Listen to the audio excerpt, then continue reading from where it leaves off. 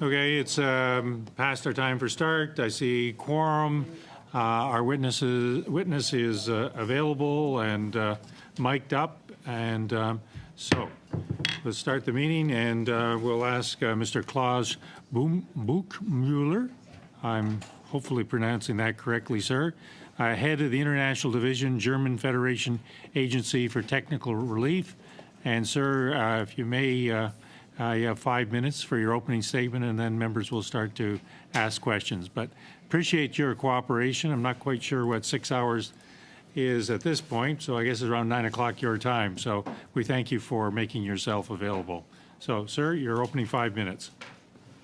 Thank you very much. Good afternoon. My name is Klaus Buchmueller. I'm the head of the International Division of THW since 2006 and a member of THW since 1986. Thank you very much for the invitation to discuss Germany's Federal Agency for Technical Relief, THW, which is the abbreviation for our organization.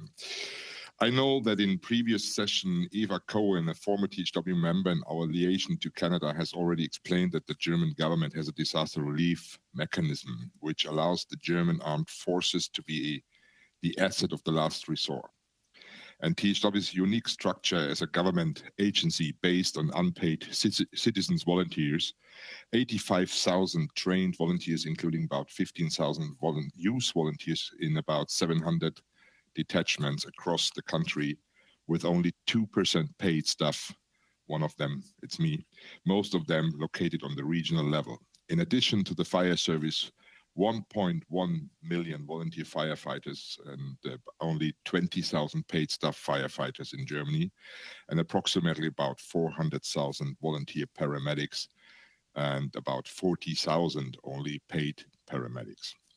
In my position, I have witnessed a steady increase in disaster impact over the last 15 years, as well as an increase of the requirements for effective disaster relief and the technical capabilities that go with both within Germany as well as globally. Collaboration of civil protection actors across borders is increasing for heightened efficiency, the EU mechanism being a very good example, and currently the ASEAN countries are examining a similar systematic approach to capacity building and cooperation like the EU mechanism. Aside from that, we are now supporting an ever-growing list of countries who have decided to strengthen the disaster response system and to recognize the benefits of a citizen-based or citizen-supported approach like ours. Climate change and the resulting increase of extreme weather events has led to an unprecedented level of THW deployments within Germany in recent years, most notably the Ahrtal flooding in July 21, and I'm just sitting about 10 kilometers far away from the Ahrtal. While we are heavily involved in supporting all levels of government with pandemic response, with tasks such as installation of test and vaccination centers, transport of personal protection equipment and medications, etc., as well as international civil protection capacity building missions in Jordan, Tunisia, northern Iraq, Algeria, Morocco, Ukraine. Ukraine is procurement and transport of equipment for different stakeholders. In Lebanon, urban search and rescue after the explosion at the chemical warehouse. Mozambique, water purification and drinking water supply after the cyclone. A catastrophic flooding occurred at the Ahr River due to severe rainfall.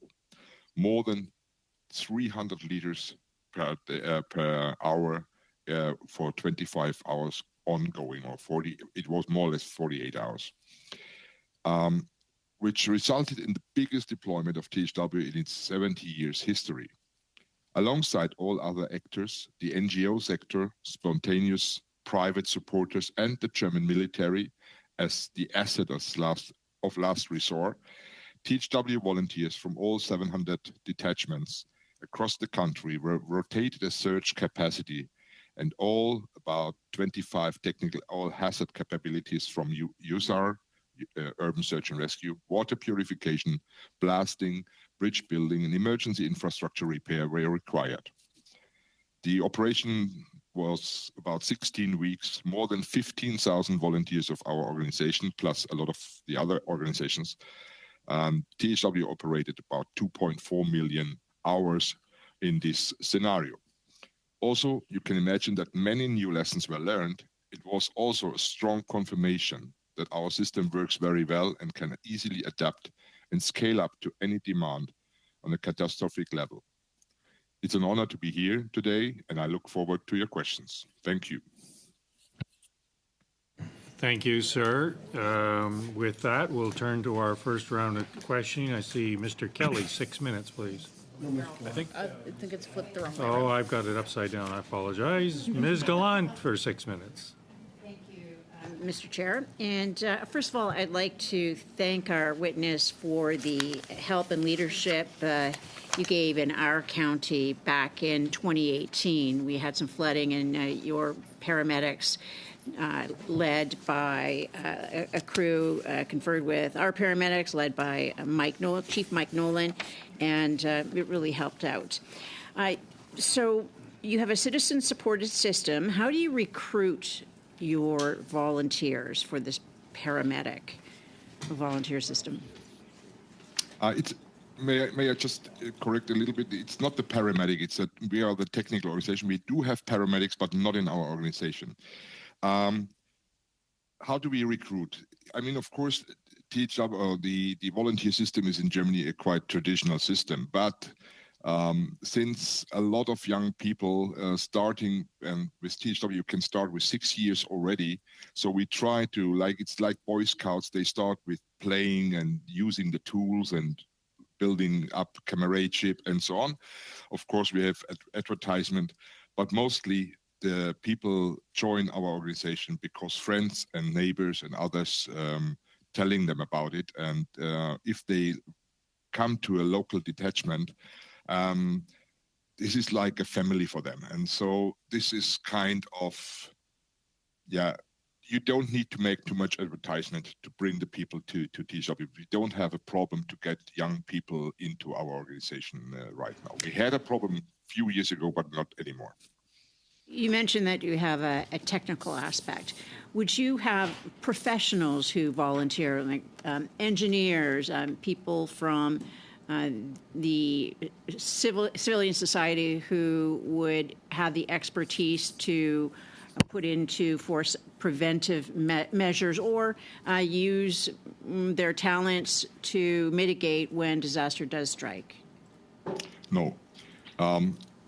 Everybody in THW has, there's a big range of different occupations they fulfill, so a lot of tasks they can fulfill. There are engineers, there are lawyers, there are truck drivers, there are installators, plumbers, joiners, whatever. There's everything you can find within these 85,000 people. They are all in the data bank, and if we need them for bigger missions, we can see in the data bank what kind of knowledge they do have.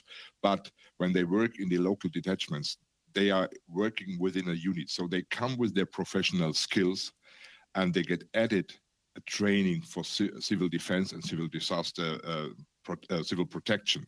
So that they know and learn additionally to their normal job how to use these skills from the normal job, from their normal profession in disasters. So they get an adding, but we also do kind of technical training like bridge building, because we have bridge building engineers within the volunteers, but they need also supporters, but they get trained how to build these mobile bridges, the temporary bridges and so on, for example, in our training centers and on the local detachments. So the people and the staff we send out to missions are 99% volunteers. The operational job is done by the volunteers. So obviously these people have jobs. How do you get the employers to allow the people the time off when they may be critically needed at work? According to the law, and there's a federal law, it's called THW law, the employers have to release the guys, the people when we need them. Of course, they get a reimbursement for the time when they spend with us 2 days and they can't go to their normal work. The employer can charge us for this time. call up But by- your volunteers when disaster strikes? What method of notification do you give out so that they can come? We have the so-called beeper. We have an own messenger service which is purely THW messenger service. So they get a call, or we have like the fire brigade or the police station can push the button and the beeper goes, and then they know where to go. We might have a hard time in Canada getting volunteers in the beginning because it's a brand new concept. Besides badges when they're Boy Scouts per se, or maybe credits in high school, is there, besides the reimbursement for time lost from work, any other type of incentive that was needed in the beginning when you first stood up this corps? And if there was a time of war, obviously there may be volunteer military people within your ranks. How would you ensure that you had enough people, or does the military or does civilian would it coordinate in this type of situation? Okay, first question with how we can give them incentives, or do they get incentives? No, they don't have an incentive in kind of money or whatever. Of course, they get a medal when they do something special. Of course, they get recognized by the media, and they have a social status within the community they live, because it's quite a tradition, as I said before, and it's common to be a volunteer either with the fire brigade or with the sporting club or with THW or with the paramedics, whatever. And this hires your social level, let's say. And the media is doing that well, but supporting that as well. But there is no other incentives. They are discussing since about 10 or 15 years already, so I'm not sure if this will come through. Unfortunately, we're going to have to leave the answer there. Apologize for that. Ms. Gallant is a bit past her time. Ms. Lalonde, 6 minutes. Thank you very much, and I want to say thank you for joining us. As I mentioned, it's very late where you are, and certainly I really appreciate the fact that you took the time, but also to share some of your perspective and what's happening. And as mentioned, I think also here, you know that we have not been immune ourselves from climate change and its impact. And certainly this summer here in Ottawa, I'm a proud member of Orléans, we had wildfires all across our country. And here, it was terrible. We had a lot of fog due to those wildfires. We had flooding, tornado. Now Ottawa is designated as a tornado. And we have been relying on our military. Certainly, I appreciate Mrs. Gallant's perspective on volunteer. I think volunteers have come forward, but we sometimes need the extra help. I was wondering, beyond the military, how do NGOs like the Red Cross assist regarding the recovery and supports efforts, and are they complementary to the military efforts that you are seeing? Yeah. Thank you for the question. So the military in general in Germany is really the last resort. Even if there's a big disaster, it's like the Ahrtal, then military comes to support, or if there's a big flooding like in 2013, so in the eastern Germany. But there's a very well-balanced coordination system between the federal government and the German lenders, where exactly is stated and how the coordination starts and which organization has to fulfill which task, and they train together, they do exercises together. So the Red Cross, the St. John's, THW, the fire brigade, even the local police and the border police, the federal border police, doing exercises together on a broader scale. So there is no problem to put these organizations together in a big disaster so that they can work together. More problems we do have with these, we call them spontaneous supporters. So citizens which are not in an organized training in an organization where they have trainings and so on, and they just pop up when there's an exercise, when there's an event or a disaster, and they want to support. But with the structure we have from the government, from the federal government, but also from the local government, we have now found out how we can implement together with these spontaneous supporters from the citizens in this structure. Because if we let them run, and because they want to do something, but they need a structure, and without the structure, you can't coordinate them. Thank you very much. Yes, I would agree with you. And I think we have similar system. I'm interested in the financial component. So what is the financial supports do each of your federal governments have for local communities that have been affected by disaster? And is there a particular formula for cost sharing between orders of government? It depends. I mean, when we talk about the finance, how my organization, THW, is financed, we get the money from the federal budget, from the Ministry of Interior.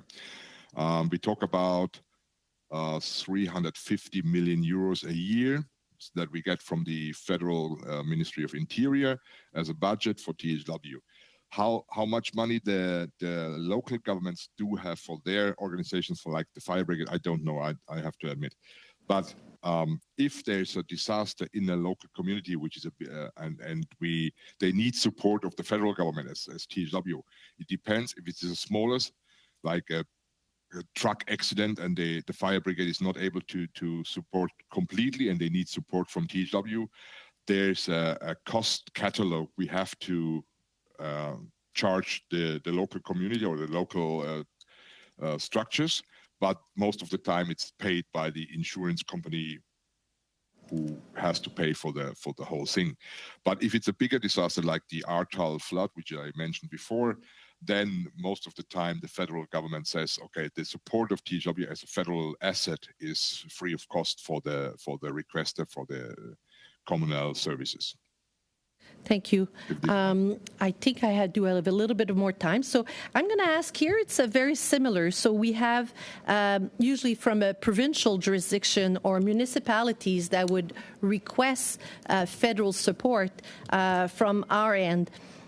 Is this something that is similar? And then my last question would be, how much supports have you received from international partners, either financially or in personal, to combat the fires or assist with, for instance, the 2013 flood?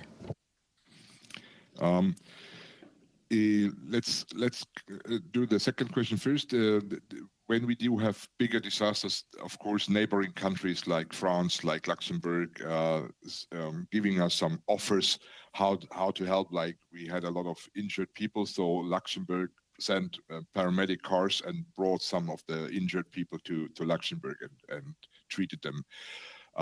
Sometimes we get in-kind donations, but this is more political gesture. But within the European mechanism, civil protection mechanism, we are able to ask all the EU members and partner countries to support us. There's a big system and a very effective system within Europe, but also available for the whole world, where we can request support, and offers can also be sent within this mechanism. So if a country of the European neighborhood wants to offer something to Germany while Germany is facing a disaster, it goes through the Brussels hub. We call it ERCC, Emergency Response Coordination Center, and then we deal with them how and what kind of. Unfortunately, again, Thank you. I have to leave the answer there. Madame Normandin, 6 minutes, s'il vous plaît. Merci, Monsieur le Président. Thank you, Mr. Chairman, and thank you, Mr. Buchmüller, for being there. I want to first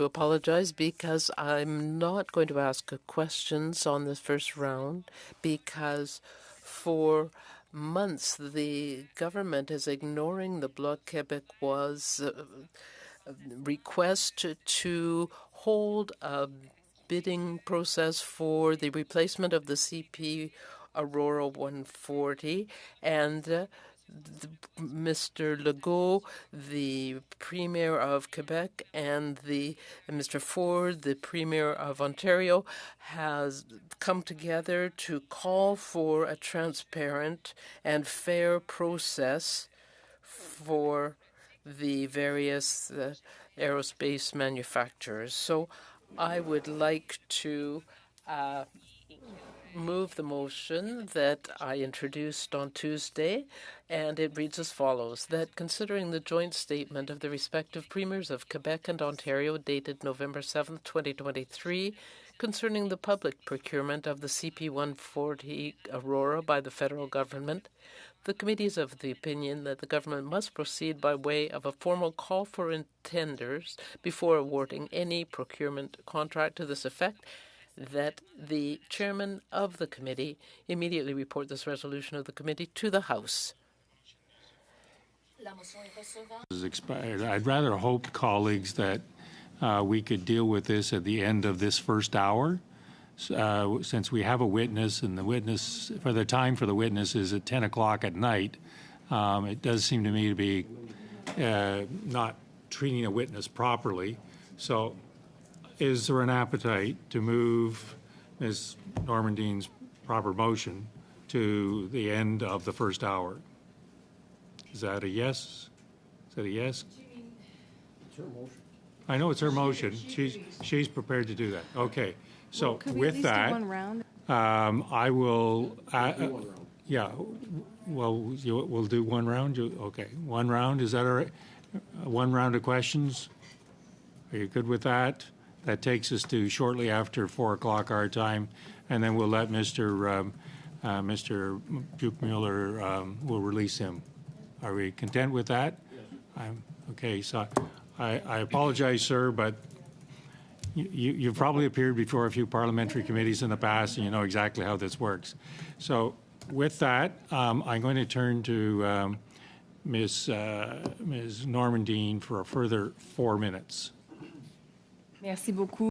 Thank you very much. And once again, Mr. Buchmuller, I apologize sincerely for that. My first question is about the training that you provide to your employees and volunteers. So I would like to know how many hours, for example, of training do the employees and volunteers get, and the ongoing professional development that they need. So I just want to understand the scope of that. Question. There is, we call them basic training, which every THW member has mandatory to fulfill. This is 120 hours theory and practical training. After that, when they fulfill this training with an examination, they can go in one of the units, and it depends on the units, if this is bridge building, if this is water purification, if this is infrastructure, whatever. It depends then how many hours they can do there as a training, but they have a permanent training anyway on the local sections. So they train first aid, they train security in the field, they train how to behave on a site of disaster, how to cooperate, how to use the radios. This is an ongoing training. They have about every month for a weekend, like starting Friday evening and ending Saturday evening. So this is an ongoing training process they fulfill.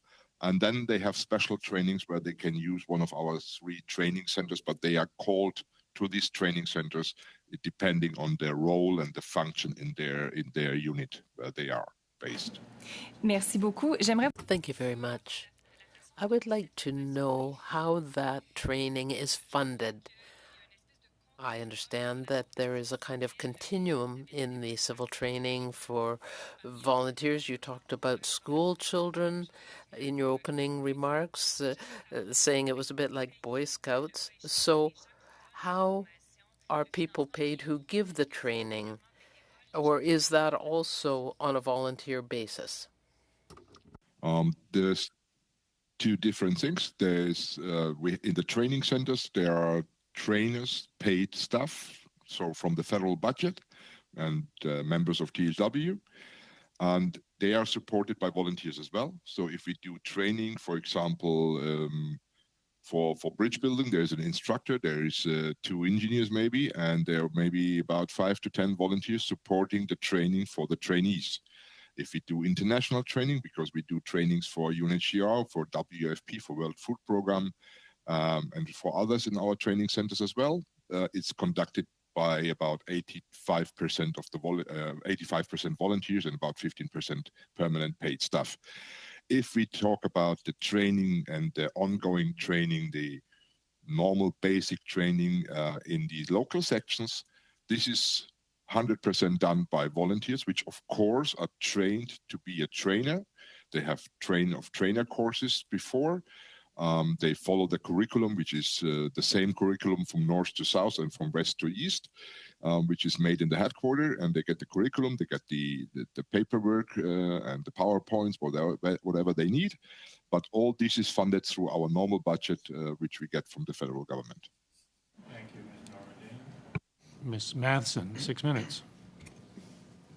Thank you so much for your late night attendance. We appreciate that greatly. So you spoke a bit about that jurisdiction where the local government versus the federal government, in your instance, makes the THW work so well. I mean, we face that a bit in Canada in that there's been conversations here about the creation of a national agency to fight disasters, but under our Constitution, of course, those responsibilities fall under the provincial governments. So can you provide further insights as to how Germany navigates those different levels of government to ensure that THW fits the emergency preparedness for each level as well? Yeah, it's more or less the same like in Canada, because the responsibility for civil protection, like fire brigade and paramedics, falls under the German Länders, like Bavaria, North Rhine-Westphalia, Rhineland-Palatinate, and so on, 16 Länders. And the federal government is responsible for civil defense, which means in war times. But within the THW law, there's mentioned that we supporting on request of the lenders, so the communal or the regional lenders. So if they need something, they can ask us for that, and we're going to support them. So the responsibility for a big fire in Munich is the responsibility of Bavaria.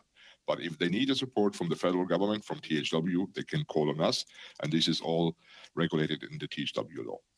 And are you finding that those regional groups, like the Bavaria or another example, are not fulfilling their requirements and are turning more and more often to the federal government for that support?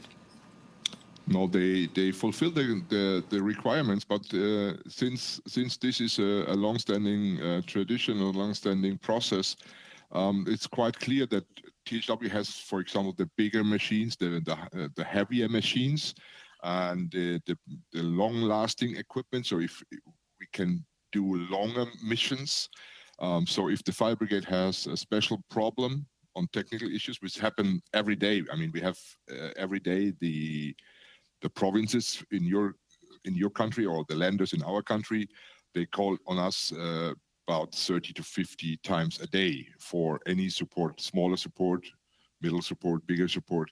So they fulfill their job, but it's quite clear that there's a share. So we do something, we have the more heavy equipment, let's say, than the fire brigade. Okay. The Canadian Armed Forces is dealing with a recruitment retention crisis. We don't have the personnel required sometimes to do what is required of us. There's been a lot of discussions, of course, around what that role within our military is, changing that relationship. In terms of the impact that the THW has had culturally, can you comment on, I guess, the conversation of what it has meant in that cultural context, that sense of duty to the national perspectives, I guess, within Germany as well? Can you comment on that further for us here? I don't know if I really got the question. Can you please try to specify a little bit, because Oftentimes, our military, I mean, they are called to service. It is service. It's a national. It's a duty. It's a sense of honor. But a lot of times we are facing that recruitment retention crisis here in Canada, and we aren't able to fulfill that. And yet, servicemen and women, they still want to fulfill that role, have that sense of duty, that sense of honor and service to their country. I was wondering if you could comment on how the THW has fulfilled or increased, maybe, in your opinion, that sense of duty to the nation. If I get it right, the THW, I think it increased this level of service because THW, if you join THW, then you are a part of the federal government, and the society recognize you as part of the government. I mean, not as a member of parliament or whatever, but you are working. You have a special status for the government, and this shows to others that the only chance to facilitate these disasters and to support in a need the people in need is when the government, either the local government or the federal government, and the citizens work together. And this is the big difference to a lot of other countries, because our civil defense system and civil protection system is a voluntary based system. So it means the government works together and with the citizens, and the citizens are not blaming the government if something goes wrong, because it's a all burden problem. So we work together on disasters, and this increased, I think, also the resilience for the country. I hope I got it right, but I'm not sure. No, that's perfect. How much time do we have? Well, then I'll have to end it there. Thank you, sir. All right. Thank you, Mr. Buckmuller. Just before I suspend, so that we can go on to the motion that is on the table, and following up on Ms. Matheson's question, we do have a recruitment problem here for our military. Does the THW feed military recruitment in any way, shape, or form? In other words, when you volunteer for your organization, does that sometimes lead to people who want to volunteer for the military? I mean, we do have some volunteers which are working for permanently as a paid staff for the military, but this is about maybe 1,000 of them. There's the volunteers from our side, they supporting the military. If the military in Germany and we do jobs where in other countries the military has to do this job in the country. So we give some free space for the military to do and fulfill their originally tasks, like what the military has to do. And we keep them more or less free from supporting disasters within Germany, beside very big disasters. Then they come with some units. But yes, I think there is the coexistence of THW and the German military makes it happen that the German military can do their and fulfill their tasks like they have to do. Well, thank you for that, sir, and I thank you for your willingness to make yourself available at what is your very late hour, and your thoughtful evidence will be duly incorporated into our evidence and reflections. So again, thank you. Colleagues, I'm just going to suspend for a minute. Well, just let them go. We technically don't need to. Okay, we don't? Okay, then we'll just let them go. Okay. So we're back to Ms. Normandin. Debate. Merci, Monsieur le Président. En fait, mon intention. Thank you, Mr. Chairman. First of all, I don't want to drag out this debate because the motion is self-evident. I don't think I have anything to add, so I will open the floor to debate on it. You have your hand up? Yeah. So I do support this motion. I think that it is an important motion to put forward. I am concerned, however, that during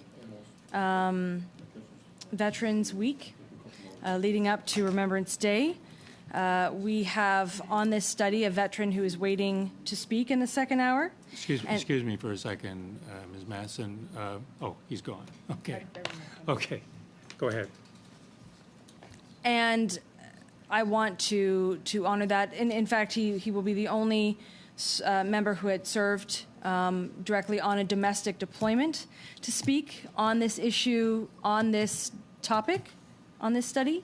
So I want to be able to get to that very, very quickly.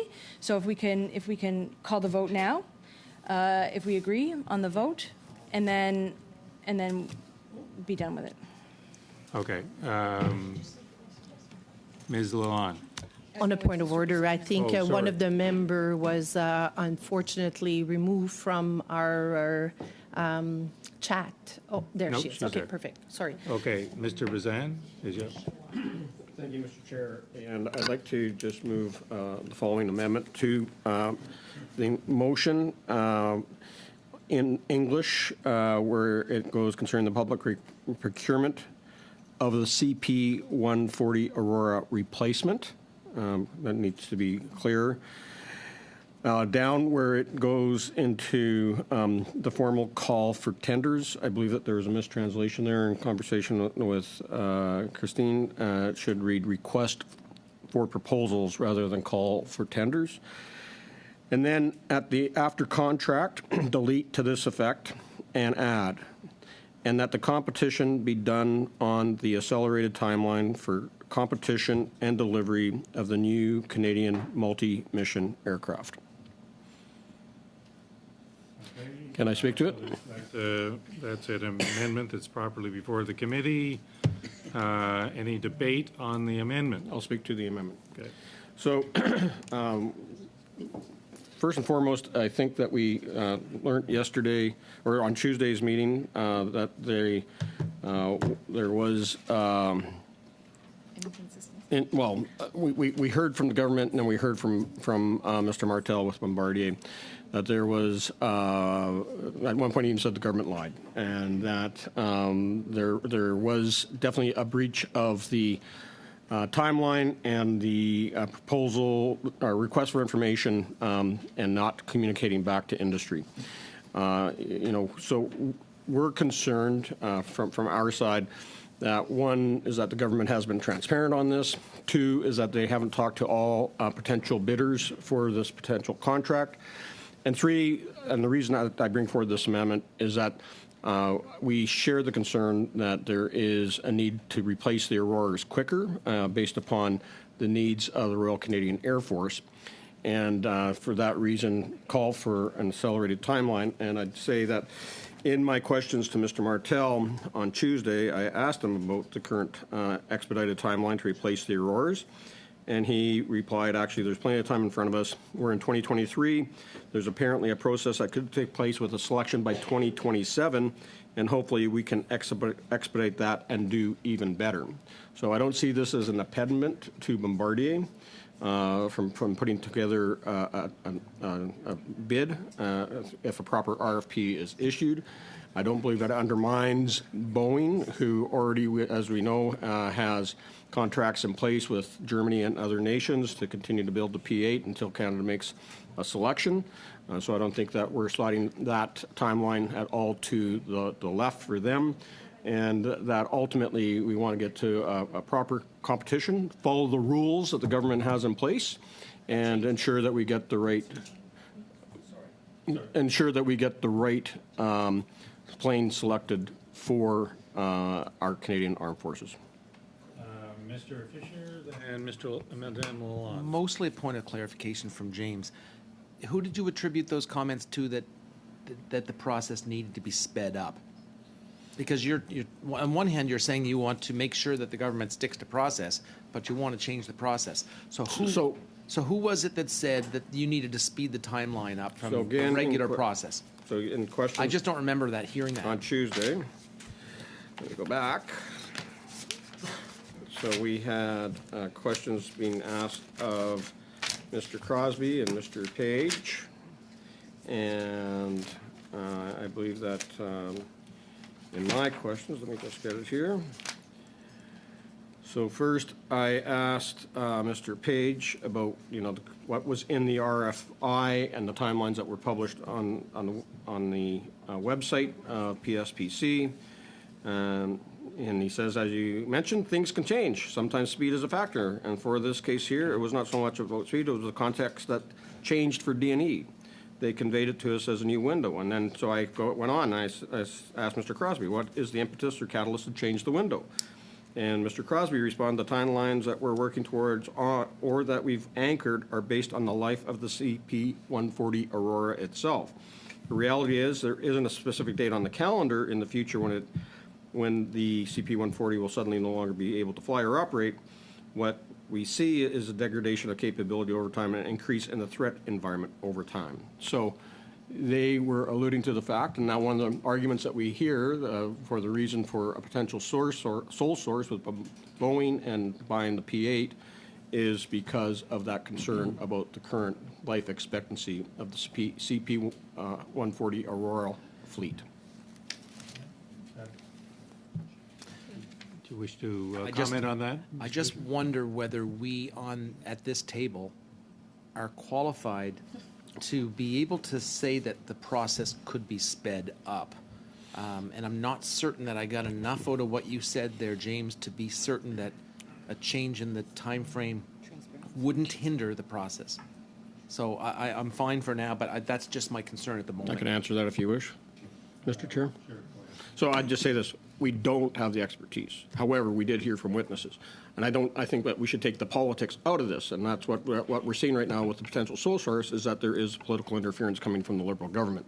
So my suggestion on this is that we let industry in collaboration with the Royal Canadian Air Force and PSBC and D&D figure out what that timeline is, what the life expectancy of the Aurors are, and base that bid. I'm just saying speed it up because by the sounds of it, the Aurors are running out of time. So this is what's right for the taxpayer, what's right for the Royal Canadian Air Force, and what's right for the defense industry. Ms. Lalonde and then Ms. Lambropoulos. Thank you very much, Mr. Chair. And I am a little bit giggling right now because I'm new to this committee and I've been through some part of the witnesses on procurements. And I think there's been over 9 sessions where we heard from actual procurements. And what's most interesting for me is that when we collectively, and I say we, are saying we're not playing politics, actually, this is what we're proposing to do. We're actually interrupting even a study that we felt very strong to have witnesses, veterans who's here today, to debate a motion that, with all due respect, it's extremely important. But from my perspective, what I found the most that I'd say a little giggling is the fact that we're somewhat doing and I'll quote, political interference in a way in the procurement process to actually engage in some political interference in the procurement process. So I just found this a little bit, when you talk about transparency, I agree. Actually, we heard we're here to study the procurement, to make recommendation to the government in hope. And from that perspective, I hope that I would have support to bring a sub-amendment to the motion, if I may. Mr. Chair? There's no reason why you can't bring a sub-amendment. Thank you very much. So I would like to bring a sub-amendment to the motion. And the last paragraph would say that the chairman of the committee immediately report this resolution of the committee to the House, and that, pursuant to Standing Order 109, the committee requests that the government table a comprehensive response to this report. And the reason why I'm proposing this is because it would be... I would just say that sub-amendment isn't an amendment to... Not an amendment to the amendment, so I'd say it's out of order. I'm not sure it is out of order, but it is correct for you to observe that it is not an amendment to the motion or to the amendment it is on there. But I'll bring it later. So, actually, I'm going to allow it to stand because when members are voting on the entire, at this point, it's 3 votes. I will call the votes in the order of the sub-amendment, your amendment, and the main motion if it is amended. So, at this point, it stands.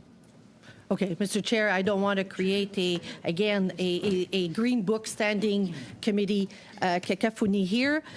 What I'm ultimately asking is the fact that we collectively want transport. Okay. Mr. Chair, if you go to Chapter 20, 1067, in the rule book, the big green brick, and We've got it here. and under amendments, and it reads to a motion to amendment can itself be amended. A sub-amendment is a proposed amendment to an amendment. In most cases, there's no limit on the number of amendments that may be moved. However, only one amendment and one sub-amendment may be considered by a committee at one time. The motion that was before us that you said was in order is not an amendment to the amendment that's on the table. So I'd say it's out of order. I'd invite you, Mr. Chair, to deal with the amendment that's before us that I moved, and then we can come back and deal with the So it amendment says to the motion. only one amendment and one sub-amendment may be considered. We have one amendment. But the sub-amendment has to be an amendment to the amendment. And it's not. Okay.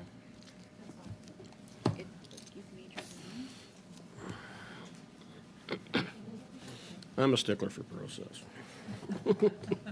All right, the ruling's been made. Challenge the chair. What ruling? I ruled that her sub-amendment was in order. But it's Or not not a a sub-amendment to sub-amendment, the. sorry. Point of order, we already have an amendment on the floor. Yeah. And what was proposed by the parliamentary secretary, the extension of the Okay, comment. minister's Yeah, office, right. is not an amendment to the amendment. So it's out of order.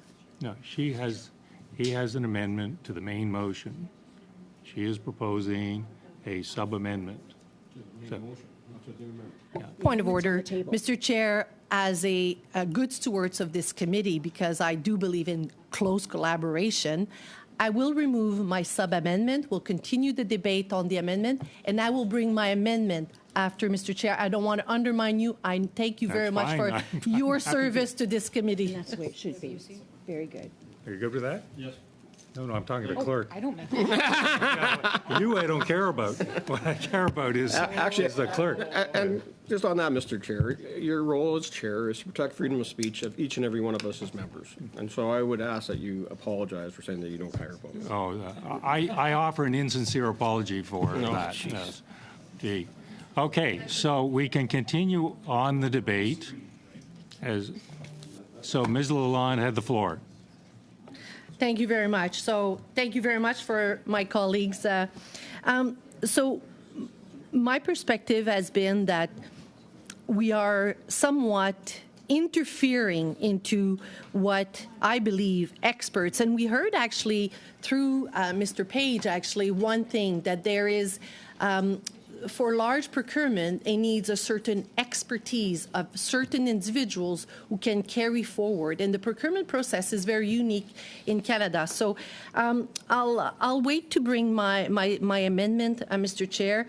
I'm still reflecting on the motion and also the proposed amendment by my colleague, Mr. Bezan. So thank you very much.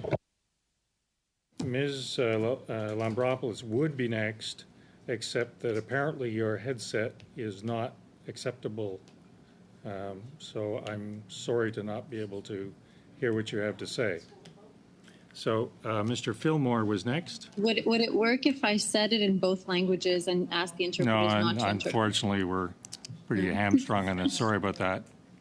Mr. Fillmore, and then Thanks, Chair.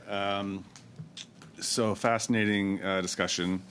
My analysis concludes that an accelerated timeline introduces bias into the process. We've heard from a number of witnesses throughout this study on the importance of depoliticizing processes, and I worry this is actually exactly that, politicizing a process. So I'm going to propose a sub-amendment to Mr. Bazan's amendment that eliminates the final line that he added, which is, and that the competition be done on an accelerated timeline for competition and delivery of the new Canadian multi-mission aircraft. So eliminating the part about the accelerated timeline. And we can work on the wording of that. So I just say this, Mr. Chair, that if he wants to eliminate the addition of that amendment, just vote against it. You can't necessarily change the intent of the substance of a motion or or an amendment to a motion. Well, if I may, Mr. Chair, there's much value in the other parts of the proposed amendment. Calling for an open and transparent process, a competitive process. I'm all for that. That is in fact a depoliticizing process. But of course, the addition of an accelerated timeline introduces bias. I couldn't support. I would like to support the first half, but not the second half. So therefore, the sub amendment is proposed. There. So only one amendment and one sub-amendment may be considered at one time. Is that correct? That's correct. So, yeah, I think that's the way I'd call it. That it's in order. So, any other? We have Ms. Normandine. Merci. Thank you. Maybe the first part of my comment would resolve this problem. The first two parts of the amendment I could accept as friendly amendments, but true that we need Aurora replacement. That's just a mistake. So yes, we can talk about the request for proposals in English rather than the call for tenders. So I can certainly accept those as friendly amendments. For the second part, I have a question of clarification I would like to ask Mr. Bazan. So when we talk about the expedited timelines for the replacement of the CP-140 Aurora, that is in contrast to what was requested in the RFI that Bombardier and others responded to for the replacement. Right now, on the government's website, it talks about initial delivery for 2023, and so if we have an expedited timeline, then we're talking about that. So it's what's already public, if that's what you're referring to in your amendment for the procurement of the Aurora replacement. So if that is the intention of your amendment, then I'm with you. Could you just clarify, please? If I may, Mr. Chair. So let me just, before you do, so we all know what we're talking about here simultaneously. You're accepting the minor amendments that Mr. Bazan put forward, but you're asking for clarification that the competition be done on an accelerated timeline and that the competition be done on an accelerated timeline for competition and delivery of the new Canadian multi-mission. So that part of the amendment. She's asking for clarification on the accelerated timeline. Okay. So my concern on this is that things have changed within the RCAF based upon statements made by Mr. Crosby and Mr. Page, who said that they're in answers to questions on Tuesday. And then on top of that, when I reiterated the concern to Mr. Martel, I asked, would Bombardier be able to meet that expedited timeline to replace the Auroras? And to quote him completely, he says, I have to admit, sir, that the timeline remains a little bit unclear. And that's because there's lack of transparency. We heard things 2 weeks ago at a different committee and again today. Based on the timeline that is still posted on the PSPC website, we can meet those timelines. That requires the first airplane to be delivered in 2032 and the remaining by 2035. We could do that. Actually, there's plenty of time in front of us. We're in 2023. There's apparently a process that could take place with a selection in 2027. hopefully we can expedite that and do even better. So Bombardier is saying they can meet it. We know that one of the arguments behind doing the sole source of Boeing's P-8 is that they can deliver on expedited timeline as well. So if both manufacturers, who are the only ones that are going to most likely bid through an open competition, can say they can do it on an expedited timeline, then accelerating the competition and the selection and delivery should not be an issue. I'm not putting any dates on that, but based upon the fact that the dates that are currently on the PSPC website are stipulating that aren't being followed anyway, based upon testimony of Mr. Page and Mr. Crosby, and along with testimony that we heard, then we might as well just say, okay, let's have some transparency here. Let them figure out what the timeline is, as long as it's faster than what's currently posted. Ms. Normandy. Merci, Monsieur le Président. Thank you, Mr. Chairman, and thank you for that clarification. So, if I understand correctly, the amendment does not apply to the publicly indicated timelines. My intention will be to vote against the amendment. Okay. Okay. Well, no, yeah, I mean, it's all one or the other. Okay. So first of all, is there any further debate on either Mr. Fillmore's sub-amendment, Mr. Bazan's amendment, or the main motion? Any further debate on any? Yes, Mr. Fillmore. Thank you, Mr. Chair. I wonder if Ms. Normandin would help us to understand whether, if my sub-amendment were passed, would you then support the amendment? What's the sub-amendment again? Je comprenais.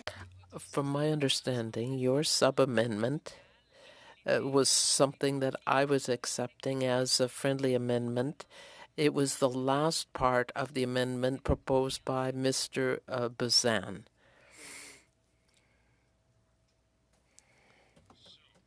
Any other debate? Well, you know, we are already getting into the time of the witnesses, and well, that's what I'm trying to do here, is to get clarity. So, the order of precedence would be Mr. Fillmore first, up or down. Then it would be Mr. Bazan's amendment, up or down, and then it's back. Yeah, and then so.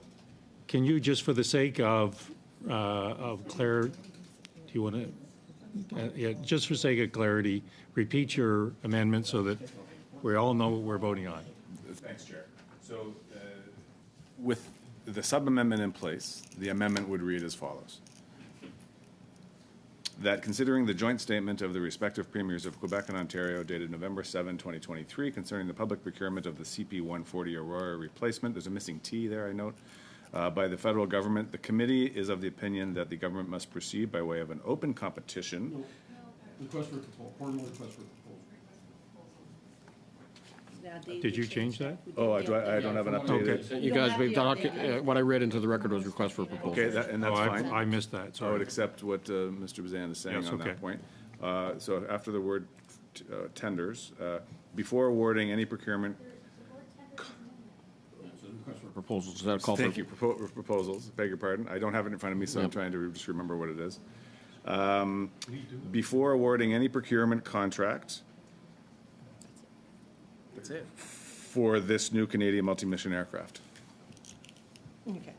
You're just taking out of competition to delivery. Yeah. Okay. Okay. Are we all on the same page? We all? Okay. So, Madame Lalonde. Mr. Chair, just for clarity, could you or the clerk just read it as it would read into the answer, please? I thought that's what he just did. No, not for Can me. you Thank read you. that? Okay. First, if I'm just going to clarify yet again, I have your text. Don't worry about that. We're looking to remove and that the competition be done on an accelerated timeline. For competition delivery.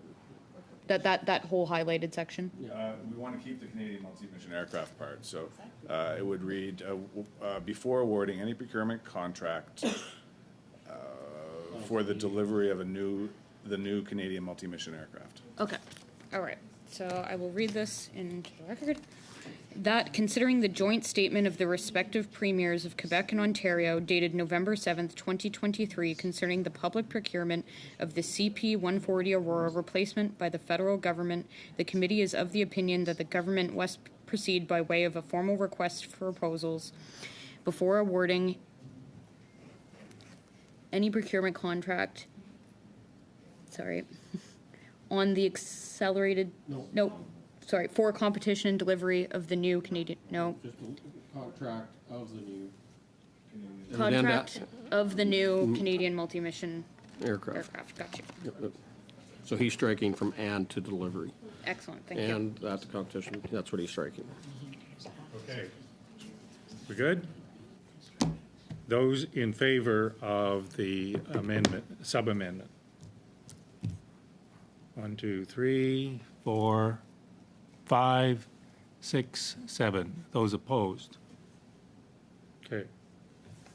Now, we would then chronologically go back to Mr. Bazan's amendment, which would amend the motion as it's just been amended, except I'm not sure how I could read that. If you would like to suspend for a moment, I can send it. Okay, well, can you actually do that? Because we've just amended the main motion, and We've amended the amendment, yeah, I could read it onto the record. Which amends the main motion. yeah. but I can distribute it. If you Oh, well, just probably distribution would be helpful. Yeah. So we'll. I'll just do one anyways. Yeah. That's a violation of privilege if you do it without asking. Ms. Lalonde, Mr. Chair, I would like to suspend. in favor of? Yes? I don't have to have a I can send it while we don't need to suspend. Okay, we can keep on going while there's. No, you don't have. You don't have the ability to do so. Or so we're told. I don't think it is either, but. Read it, it's right in the book. You have to have the consent of the committee to suspend. I merely asked the courtesy of being asked before there is a suspension. And you were asked, and you turned it And down. I'm okay with suspending for if it takes a minute to. Well, that's what you were asked, and you turned it down. I didn't. Point of information, Mr. Chair. Yes. Oftentimes when we go over, and I'm hoping that we can actually hear from the witnesses in the second hour, what time do we have a hard stop for? 6. Okay. Okay, is that, you got it out, Jay?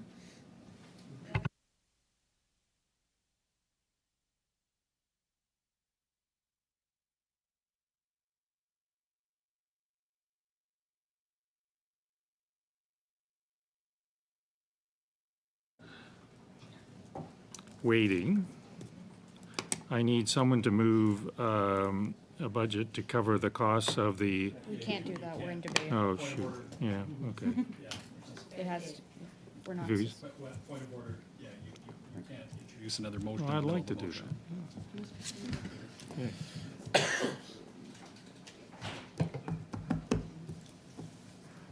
You want I could read the motion as amended by Mr. Fillmore. I have it in front of me. You got it. You're the only one that does have it. Well, I did send it around, Yeah. and we sent it to the clerk with the new version. But just if you want me, and we're sitting around anyway. We're sitting around anyways, yeah. So I just read this way. The motion will read that as amended. That considering the joint statement of the respective premiers of Quebec and Ontario dated November 7th, 2023, concerning the public procurement of the CP-140 Aurora replacement by the federal government, the committee is of the opinion that the government must proceed by way of a formal request for proposals before awarding any procurement contract of the new Canadian multi-mission aircraft.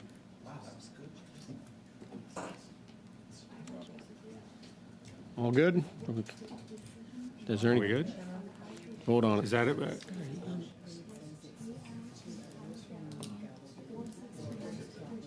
Are you? I'm looking for guidance here. Is that sufficient for? Je veux juste m'assurer qu'il y a aussi. I just want to make sure that we have the second part, that the chair of the committee immediately report this resolution of the committee to the House. Report this. That's there. Yeah. Okay. That is Yes, Ms. Lalonde. Thank you, Mr. Chair. I just want to make sure that once we pass this part, that I want to bring an amendment to the motion before we do the final vote. No, you'd have to, yeah. That's what she's saying. Yes. Okay. Vote on Okay, the amendment. do we have enough consensus on the way James has read it into the record? And do people have it? I just distributed it. You just distributed it. So I'm seeing some support for that. Those in favor of the motion as amended? Okay. The amendment as amended. Sorry, the amendment. Yeah, yes. Yeah. The amendment, okay. So now we're back to the main motion. And you want to offer a sub-amendment. Thank you very much, Mr. Chair. Yes, I would like to bring a amendment to the new now motion. New and improved. And I will read, it will read, and it's just the addition at the last part of our motion, that the chairman of the committee immediately report this resolution of the committee to the House, and that's where I would add that pursuant to Standing Order 109, the committee requests that the government table a comprehensive response to this report. Christine? Merci, Monsieur le Président. Mr. Chairman, I understand that with this amendment, it would mean that nobody could make this a concurrence motion before 120 days had gone by, and maybe there would be a contract issued to Boeing by then.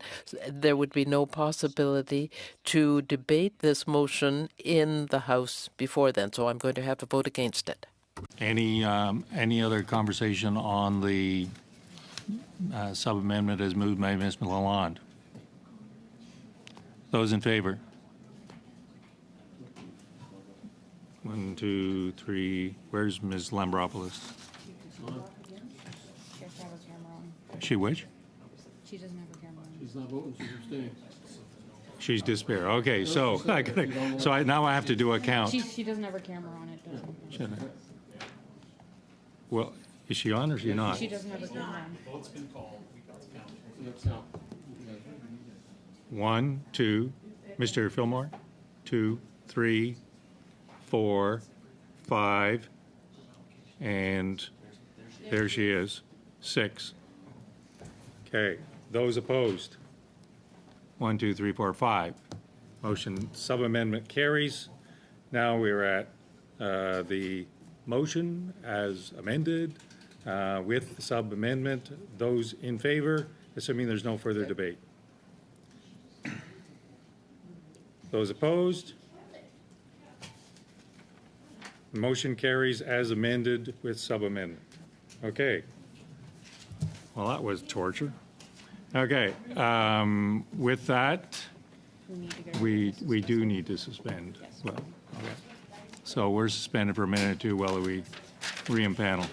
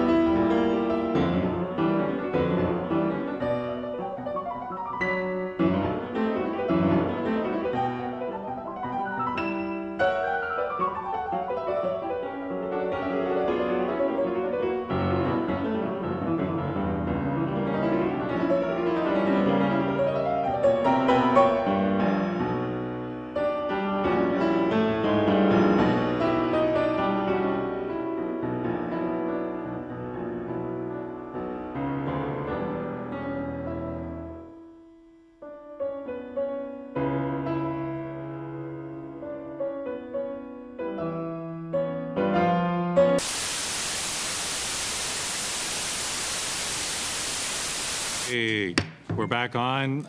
Thank you again for your patience. We have Mr. Banks and Mr. Flanagan and Mr. Ellis, all of whom have given a sports report. We're still lacking a weather report.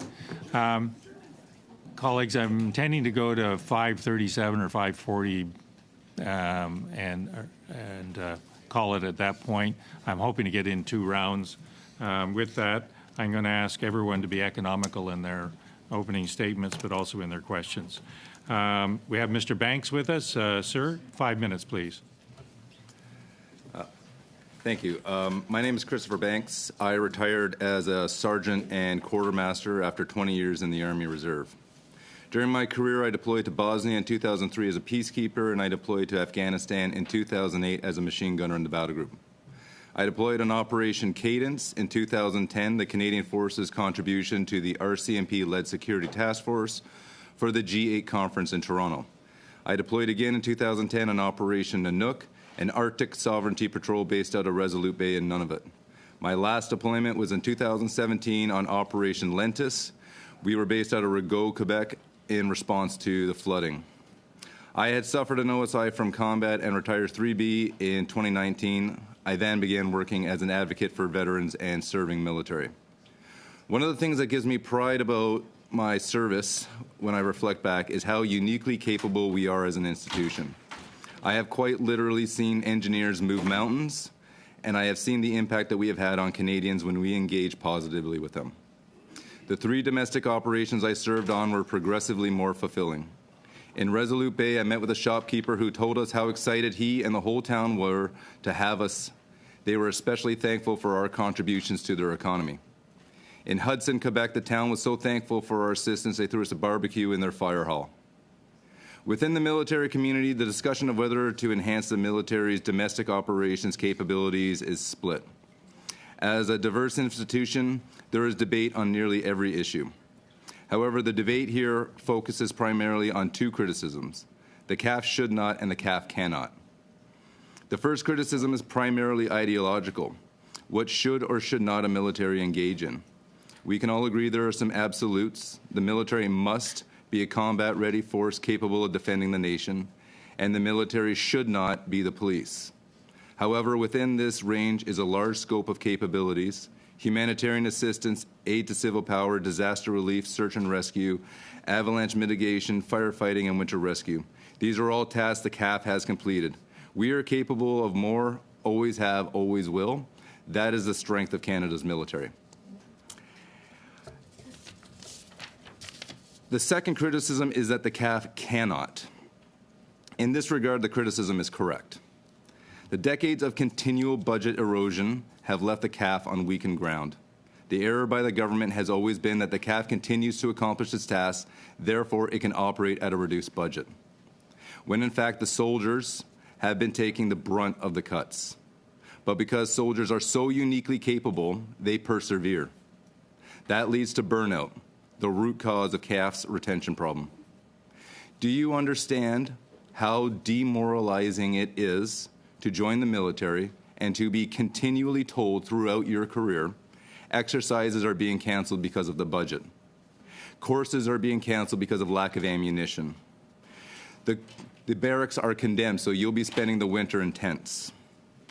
Our equipment is either old, obsolete, broken, or lacking. Armories are leaking, flaking red paint and asbestos, without parking, classrooms, or insulation. There are wait lists for base housing longer than some members' postings. Bases lack appropriate number of barracks. Our aging infrastructure is being held together by the sheer will of our collective angst. Our equipment and personnel are beyond stretch. No time for maintenance or home life. Everyone wears more than one hat, and benefits were once again on the government's chopping block this year, and that was before the most recent budget cuts. The treatment of members is so often an afterthought that it is driving away recruits. No, the CAF cannot manage an increase in domestic operations commitments. Not yet. The CAF cannot manage much more than its expeditionary commitments when its personnel and infrastructure are near breaking points. It could, and it should, but the trend of budget erosion would need to be reversed. Asking the CAS to increase its capabilities without an appropriate and permanent increase is asking for more to be cut from the bottom. Right now, the CAF needs investments in housing, equipment, ammunition, personnel, and more. Investments which are beneficial to our economy. Investments which are investments into those who serve in the Canadian Armed Forces and their families. Thank you. Thank you, Mr. Banks. Mr. Ellis, 5 minutes, please.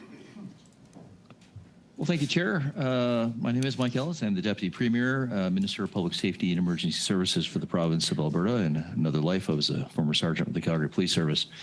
I first want to acknowledge that I'm speaking to you today from Alberta, the traditional territory of signatories of Treaty 6, 7, and 8.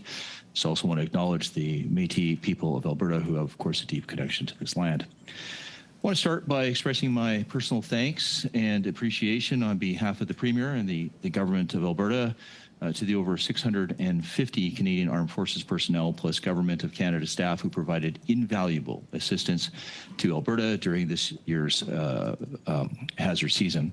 The assistance that they provided made a tremendous contribution to the safety of Albertans and the success of our disaster season. The 2023 hazard season in Alberta was a complex series of disaster events, which saw 50 communities impacted by wildfires, resulting in approximately 38,000 Albertans being evacuated and over 2.1 million hectares burned. It was the first time in Alberta's history that a state of an emergency was called. Overall, our response to the unprecedented 2023 wildfire season was successful, but Alberta's government recognizes the continuous improvements that are important in emergency management. Due to the scope, scale, and overall complexity of the 2023 season, we're also undertaking a wider review of Alberta's emergency management system that will include local authorities and will look at opportunities for longer-term improvement. We're committed to working with all our stakeholders to make sure that their input is captured during the review process. In June, in addition to the wildfires, there was also a flood in west central Alberta that impacted 5 communities. Also on July 1st, 2023, there was an EF4 level tornado which touched down in Alberta and impacted the towns of Didsbury, Carstairs, and Mountain View County. And finally, in August of 2023, Alberta hosted approximately 21,000 evacuees from the Northwest Territories who were displaced due to wildfires in their community. Nearly half the Northwest Territories were evacuated and resided and found refuge in Alberta. The Canadian Armed Forces members assisted in evacuating hundreds of First Nations, Métis, and other residents from the Fort Chipewyan area of Northeast Alberta who were at risk from encroaching wildfires. And this is, of course, a region of Alberta which is extremely isolated. From May 10th to June 13th, 2023, several hundred Canadian Armed Forces troops assisted on the ground in fighting the wildfires in various locations in Alberta, including Grand Prairie, Drayton Valley, Fox Creek, Whitecourt, McLennan, Slave Lake, and Edson, and members of the Royal Canadian Mounted Police worked in close partnership with the Alberta Sheriffs to secure and protect communities that were at risk from the wildfires or who had been evacuated. As the minister responsible for emergency management in Alberta, it's gratifying to see the practical and effective support that was provided by the Government of Canada when disaster strikes. Alberta is not a regular consumer of these services, as the last time that the Canadian Armed Forces was needed for assistance was actually back in 2016.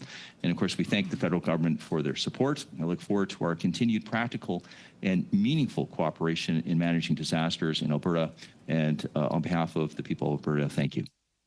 Thank you, Chair. Thank you very much, Mr. Ellis. Final 5 minutes, Mr. Flanagan, Dr. Flanagan. Mr. Chair, members of the committee, thank you for inviting me.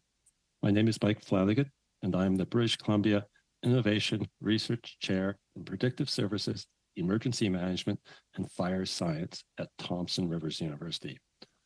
I am honored to be joining you today. As long as I can remember, I've been fascinated with weather and wildfires. I have the good fortune to observe and study wildfires in my 1970s. Most of my comments today address wildfires, but many of the concepts also apply to other hazards. Every year, there are things about wildfire that surprise me. The 2023 exceptional fire season surprised me. And it was not just the record-smashing area burn numbers, around 18 million hectares. That's 3 times the size of Nova Scotia. That is more than double the previous modern-day record of 7 million hectares in 1989. Wildfires raged from coast to coast to coast in Canada in 2023. More importantly, it is about the impact of these wildfires, with lives lost directly and indirectly through wildfire smoke. The homes lost, the stress, the emotional toll on Canadians.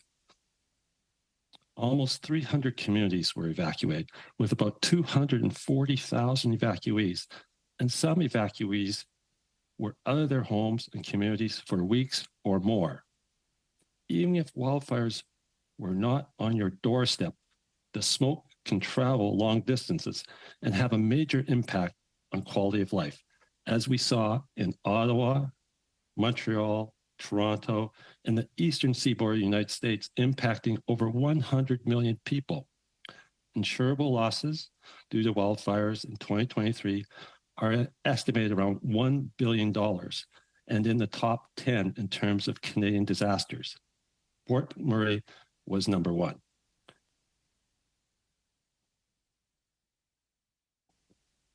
Expenditures on fire management activities are likely to exceed $2 billion in 2023. The Canadian Armed Forces were called on many times to assist with wildfire disasters. The Canadian Armed Forces helped with evacuations as well as firefighting efforts. Additionally, Canadian fire management agencies use resources from 11 other countries to assist with battling the flames. In 2023, we did not have enough resources when there were widespread extreme fire conditions. But these are the times when disaster strikes. We need to explore new approaches. In the future, the potential for more disasters will increase due to climate change, bringing even more extreme fire weather, and because of increased development in and near the flammable forest. We need to protect Canadians, our communities, and our critical infrastructure. We can how can we prevent or mitigate catastrophic wildfires? There are several options. First, provide more funding for provinces and territories to address fire management activities. This could take the form of buying aircraft to help renew and augment an aging fleet, funds for developing resilient communities, programs like FireSmart, and infrastructure, etc. The federal government has provided funding for training for wildland firefighting. Second, create a federal emergency management agency, such as FEMA in the United States, or enhance and expand existing capacity to address emergencies before, during, and after wildfire emergencies. One approach would be to develop a quick deploy wildfire fighting force that would work hand in glove with existing fire management agencies. This could include a national firefighting air fleet, as well as ground fighting crews. Instead of just copying what other countries are already doing in emergency management, we could be leaders by acting before the disaster strikes. Specifically, take preventative action before the disaster strikes. This could be done with an enhanced early warning system. This enhanced early warning system could predict when and where extreme fire weather will occur, as well as where other wildfires are likely to start in the next 3 to 7 days. This allows the movement of resources to those locations prior to any disaster and being able to extinguish unwanted fires while they are still small. Small wildfires are easy to extinguish, even if the wildfire conditions are extreme, but you have to attack them while they are small. And this might only be for a short period of time. Dr.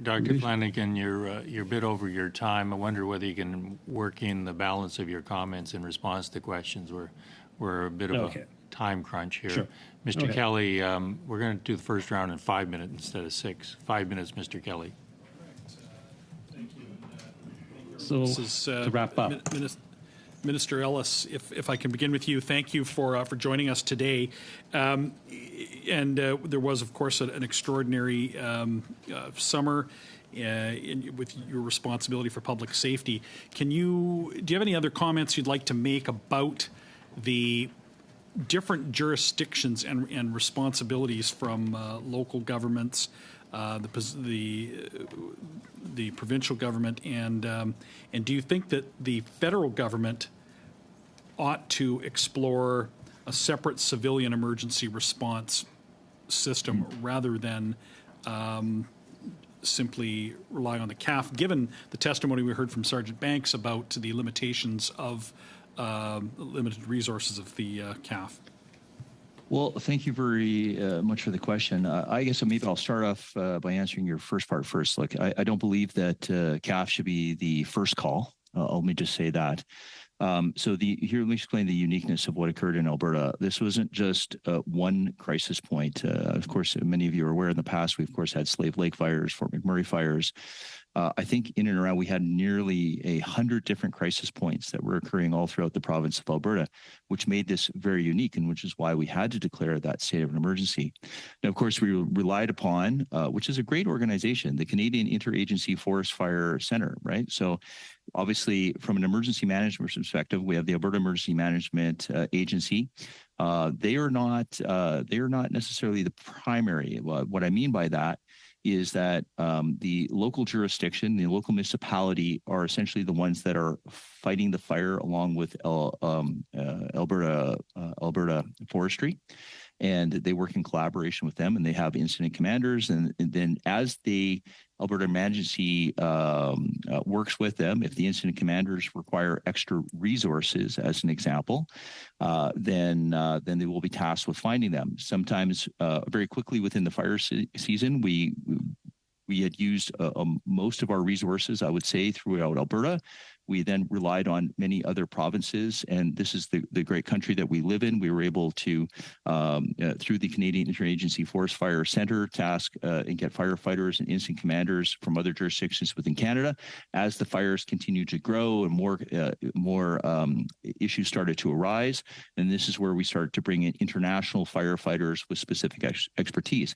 I think it's very important to know that as much as we love our armed forces, they have very basic training when it comes to firefighting, and certainly by no means at the same level as a structural firefighter, as an example. So, what we're talking about here is, Minister, holding the hose. I want to just. I apologize. Yeah, no, and that's excellent testimony. I thank you for it. I'm just going to run out of time to ask Sergeant Banks a question and ask him to maybe comment on the morale in the CAF. That was some powerful testimony, actually, about the condition and the effect on morale in the forces. There's a recruitment and a retention crisis. Is it fair to say that when most members join, they want to train for the work that they do and want to deploy? The talk again about the limitations that the budget constraints and neglect for things like basic maintenance. Go ahead with. I think I've probably only got a little over a minute left. Take it away. Just 1 minute. So speaking in the context of domestic ops, for a lot of people, especially when we're speaking about reservists and Canadian Rangers, a domestic deployment might be their only deployment in their career, which may last decades. There is an appetite for more people to be engaged in domestic ops because it is a way for us to serve, and it is an opportunity for us to serve our own communities.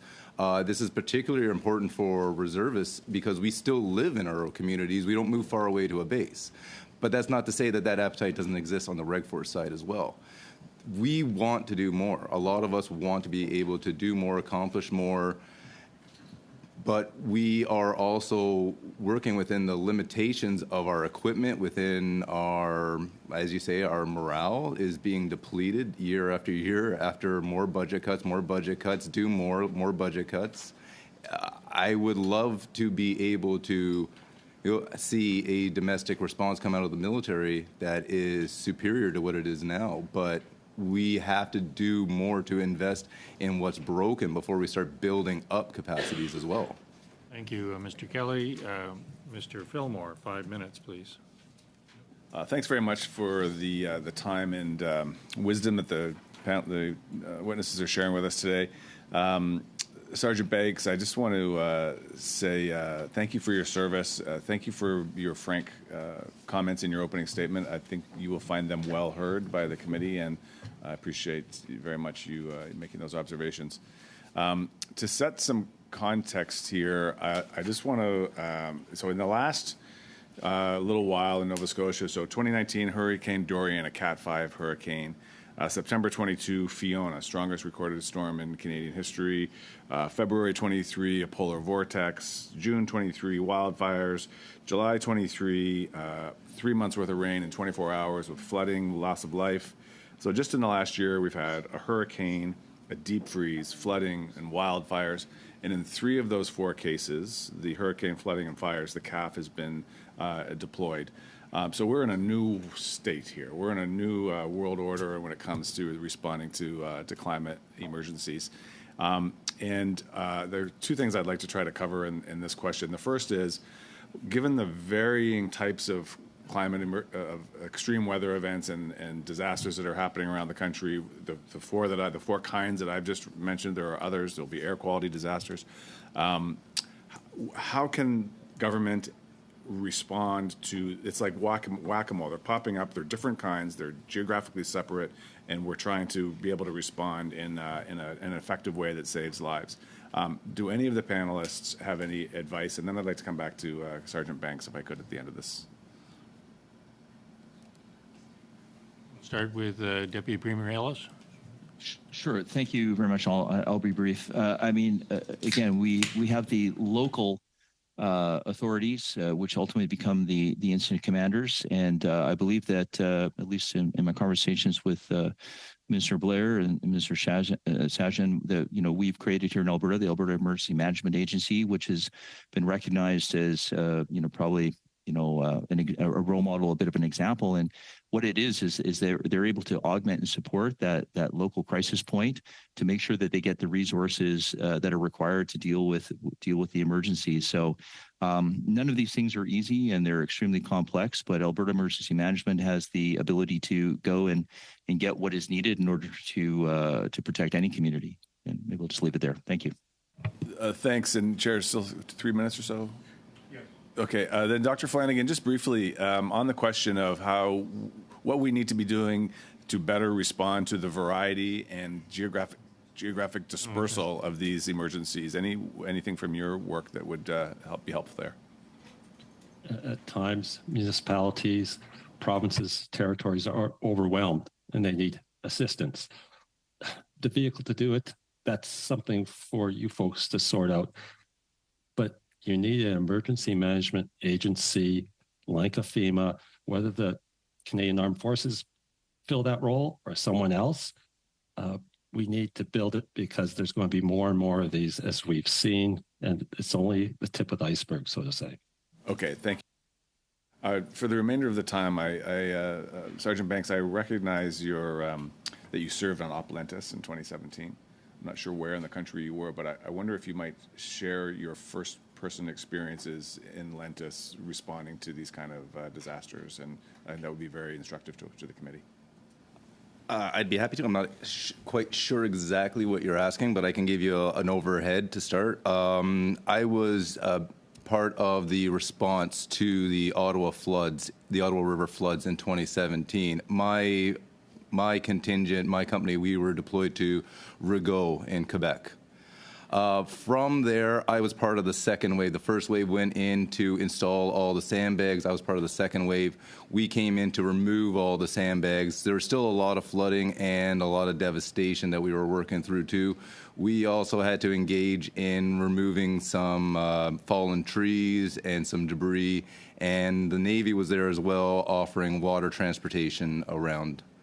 Beyond that, I'm not too sure what you're looking for. Yeah, so NGOs and volunteer-led organizations can accomplish a certain amount. They can bring comfort and blankets and water, but there are going to be some skill sets. You mentioned tree clearing, running chainsaws, other heavy equipment. I mean, I guess there are skills that you and your brigade brought that otherwise wouldn't have been present. Yes, absolutely.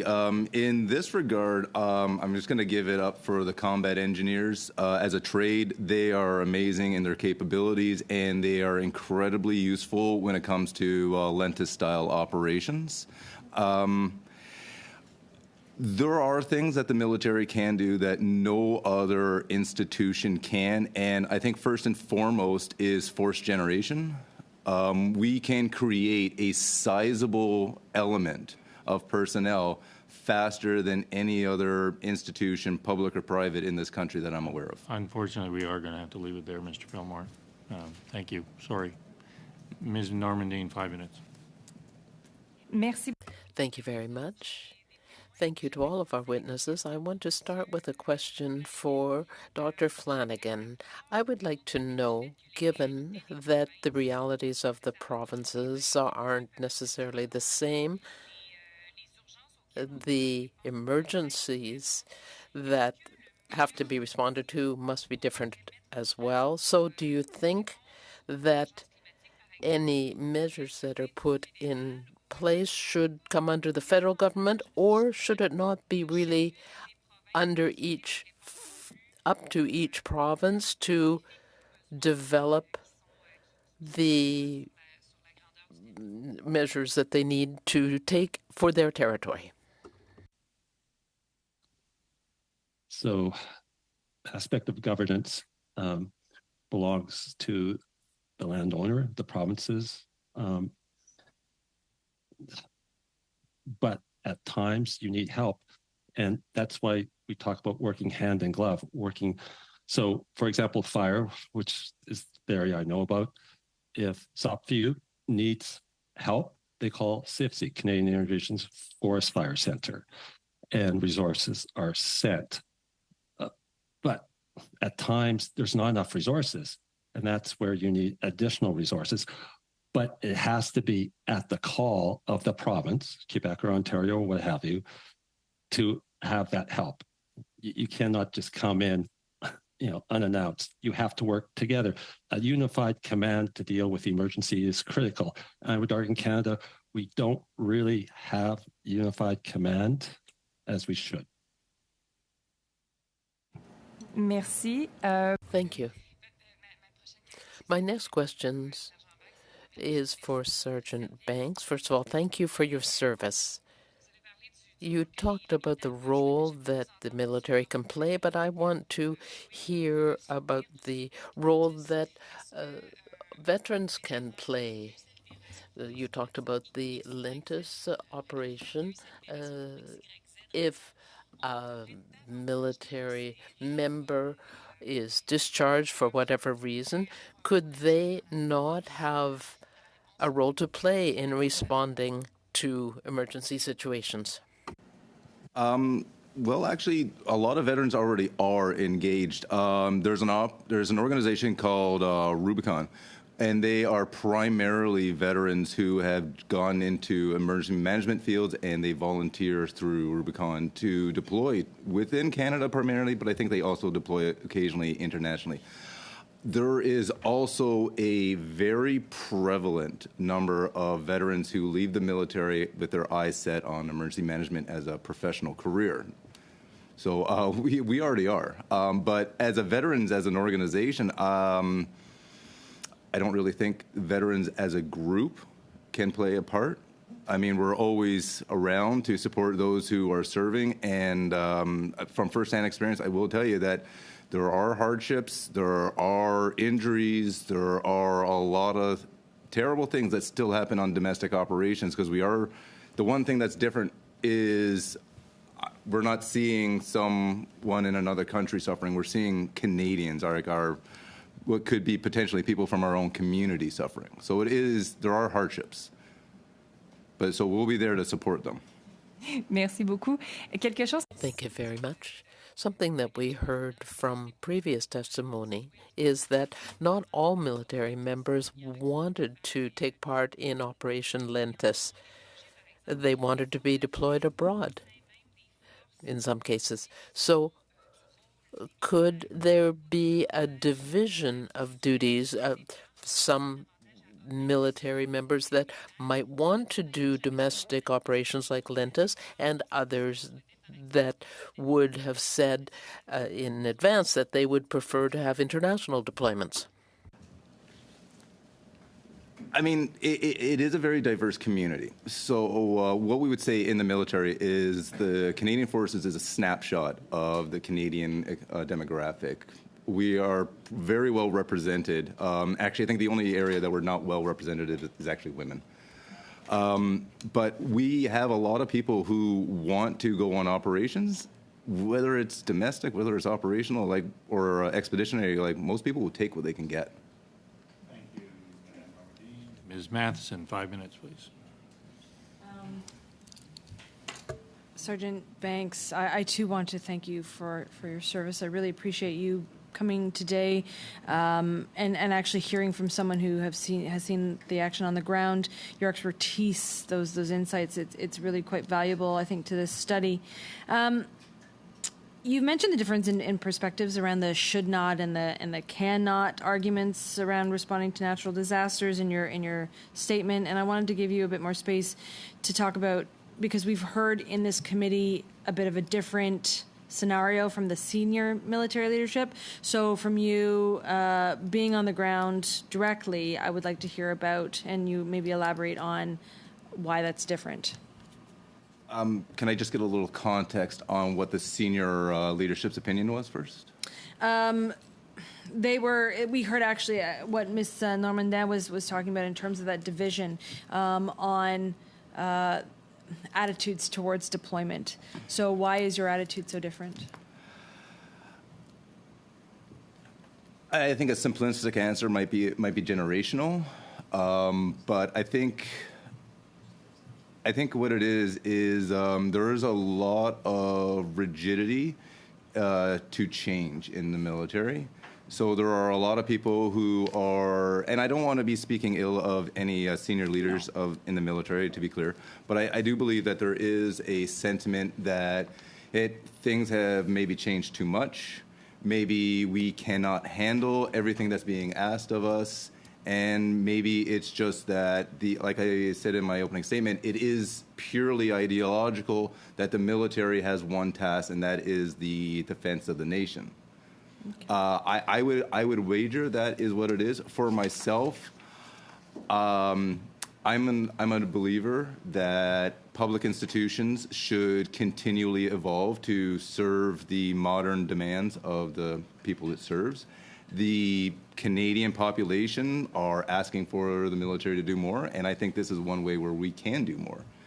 So that climate change crisis that we're facing, the culture change crisis, the recruitment retention crisis of the military, that seems to be very linked, interconnected. Is that what you're trying to get at? Seems to me that's what you're saying. It is part of it. It's a lot bigger issue when we're talking about the recruiting and retention problem. Mm-hmm. This is part of it. If you join the military and there's nothing to do, well, did you really join the military, or are you just putting on a uniform? And this is especially true when people join the military and are told you have to wait for your recruit course because we just don't have enough positions, and they may wait years. And so those deployments that will happen more and more that are domestic, that you say we should absolutely be sending people to. We've heard of this committee too that there should be more of a recognition for that. They don't like people who deploy domestically. They don't receive medals. They don't receive those commendations. They don't receive a lot of the salary increases. Can you talk about that? Is that important? It is. Especially when we're talking about the administration side of what happens during a deployment. On an expeditionary deployment, there are phases to deployment, and there are a lot of checks that happen along the way, and that is especially true on the back end when we're talking about healthcare and mental health checks. As far as recognition, as I said earlier, for a lot of members, this may be their only deployment. And for a lot of members, and just to highlight what happens in Alberta, like they have Op Lentis operations going all summer, nearly every summer. For a lot of members out west, they may do months, maybe accumulate 3, 4, 5 months over a career of domestic deployments, which is by and large the length of an expeditionary tour. For most deployment medals, it's 30 days to get a deployment. I personally have more than 30 days of domestic operations spread across the 3. There are people with far more experience than me, and they will never, ever see a medal for it, never, ever see recognition. Maybe their unit gives them a commendation, but that's not structured. And that's very different from what we heard from the German representative in the previous session, that they actually do actively provide that to people who are volunteering or are part of that service. So that would be a significant difference. There is a lot to be said about the honors and awards system for Canada, and I think the veteran community is particularly loud about that. It is very notable in the military that medals are few and far between. You get a medal for deployments, and if you're an officer, you might get an OMM or an MSc. But if you are just running and gunning as an infantry soldier or a combat engineer or a sailor, like, you may not get anything for everything that you do. We've got 25 minutes worth of questions in roughly 15 minutes. I'm going to cut it back to 3 minutes each, 1 minute for the block and the NDP. So with that, Mr. Bazan, 3 minutes.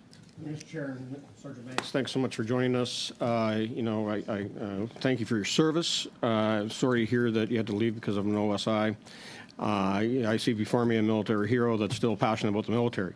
It's unfortunate that we lose that type of skill set and somebody that has the ability to keep training and as well as train the new recruits coming up.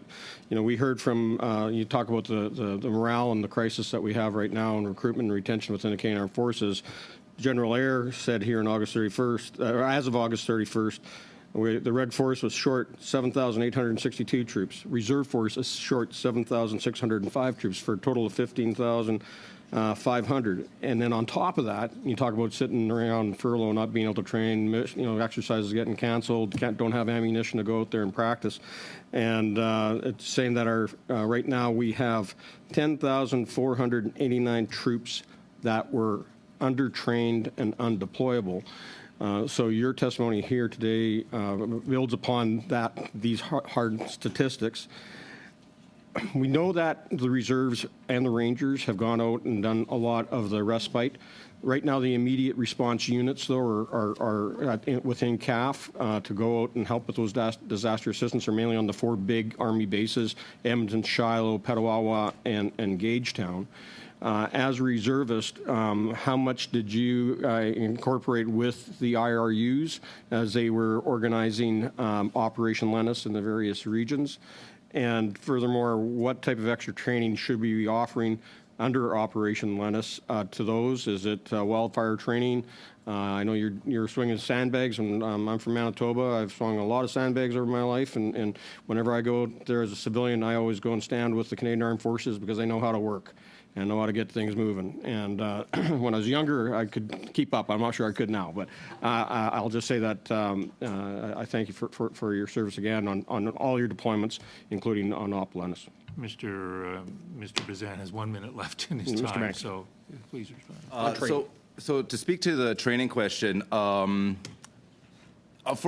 Lentis top operations, we're not going to be able to get into a pre-deployment phase. Prior to deployments, Op Lentis deployments are always, let's go, we have a fire, a flood, something, we got to go. And that's where the IRUs are best to be the first in, because they're Reg Force, so they have the ability to do, like, okay, well, it's fire season, it's snow season, it's flood season, and they can do that kind of training. Reserves won't have that benefit. So as far as training, that training needs to be built into the training cycle preemptively. We need to be training for our Operation Lentis type deployments as part of our training schedule. And that's kind of happening in some places, but it's not happening across the board. Thank you, Mr. Mr. Collins, 3 minutes, please. Yep. Thanks, Mr. Chairman, and thanks to all the witnesses for their attendance today. I'm going to go right to Deputy Premier Ellis.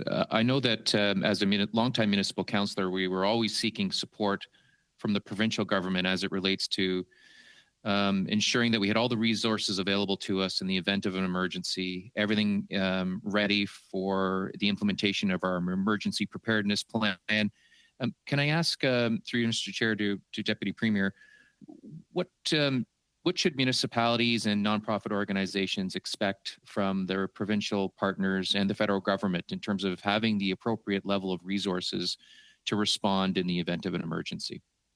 Yeah, thank you. I mean, preparation is key, to be honest with you. And that's why Alberta Emergency Management in Alberta works very closely with all municipalities to make sure that they are prepared in the event of an emergency. But what made this one very unprecedented was the amount of crisis points throughout the province of Alberta. So I will just say this, we've embarked on a study to do lessons learned and make sure that we're prepared if unfortunately we have something in the future. Thank you for that. And this study, of course, is about the role of the federal government. What role should the federal government play in that process? Well, let me just expand a little bit here. I mean, a couple of our communities in northern Alberta, which is no different than other areas in northern Canada, were very much isolated. And I'll use the Fort Chipewyan as an example. I mean, it is only accessible by a barge. And so having really, it took the military to come in with the Hercules plane, come in and really save people and bring them to safety throughout the other areas of Alberta. So look, I mean, making sure people are prepared is one thing.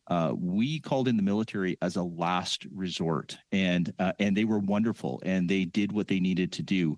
But all communities need to be prepared with emergency management in their various provinces to make sure they're prepared for whatever that emergency is. And then I look at the Canadian military as augmenting and supporting the great work that was being done by us.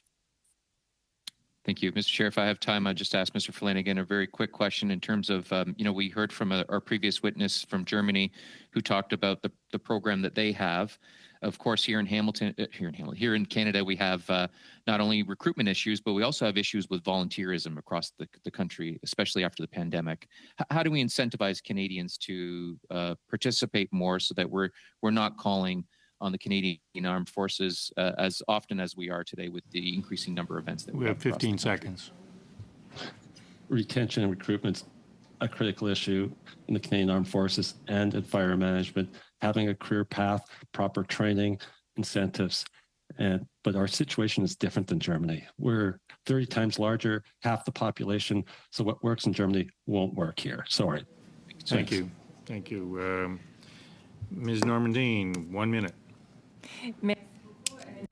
Thank you. I have a question for Minister Ellis. You mentioned that calling in the military was the last resort, but given the future increase in crises that is expected, could more federal funding help you call on the military as little as possible? Thank you very much for the question. Simple answer is yes. I mean, one of the things that we could use assistance with, certainly from the federal government, has to do with mitigation, right? When it comes to building more firewalls, building, because we had a couple of floods as well, flood mitigation. So the simple answer is yes. I think there's about $1.2 billion that for mitigation that is really distributed right throughout Canada. Sounds like a lot of money, but when you think about how big Canada is, it's actually not a lot of money. And so, certainly helping us with those sort of things would, of course, decrease any reliance on the federal military. 1 minute. Sergeant Banks, I believe that you have brought forward some recommendations to this committee in a written form. It just hasn't been circulated yet. Is that correct? I'm not sure if it's been circulated, but I did submit a brief, yes. Okay, perfect. So we'll look forward to that. Dr. Flanagan, I want to ask a quick question. Just in terms of the manufacturing and usage of water bomber aircraft, Canada has the Canadair water bomber. It's been ordered by a lot of different countries. It could certainly help, I think, in what we're dealing with here, and yet that hasn't happened. Could you talk about the creation of a national fleet of aerial firefighters and the inclusion of that aerial water bomber? Yes. Having a national fleet to move to the places where we expect extreme fire conditions to put the fires out when they're small would be a great help. It would have to be at the call or working in tandem with the province or landowner. But it would be very effective. And Europe has already ordered planes, Canadair, and they're booked up until 2029. So if we want planes, they're going to have to increase production or we're going to have to wait to the 2030s. Thank you, Ms. Masson. Ms. Gallant, 3 minutes. Thank you. Minister Ellis, we've been hearing testimony lending itself to a national task force. It's perhaps something like the Corps of Engineers that the U.S. has, but instead of taking from the military, which is already depleted, it would be a civilian force. Do you see a national entity like that being able to work with the provinces, or should any civilian force to help mitigate disasters be purely civilian and provincially run? Well, I think the simple answer to your question, I think it certainly is worth exploring and seeing if that it all is going to be effective. Again, you know, I mean, Alberta, like the rest of Canada, is quite large. So we really rely a lot on our local municipalities to make sure that they are prepared. And then again, Alberta Emergency Management augments and supports that. I can see a role for the federal government to augment and support our provincial emergency management. So, but, you know, to answer your question, I think it's worth exploring. Okay. And do you find it that it's easier to deal province to province when you have a crisis like the wildfires? Unfortunately, all provinces were consumed with the firefighting this year. Is it easier to deal with the other provinces and coordinate that way, or is it just as easy to work with organizers or a command at the national level? So specifically regarding firefighters and any procurement of firefighters, that is always dealt through the Canadian Interagency Forest Fire Center. So it's not as simple as just calling up British Columbia and say, "Hey, have you got any firefighters?" This is actually a very good organization. It's very well coordinated. Every time we needed more firefighters, they were able to get some from other provinces. Or again, as resources started to dwindle throughout Canada, then this is where we start looking at this internationally. So, I mean, that is actually a very good run agency. At least it's been working quite well. So for other threats that need attending to, having it based or emulate or modeled after that firefighting organization would be something to look at as well?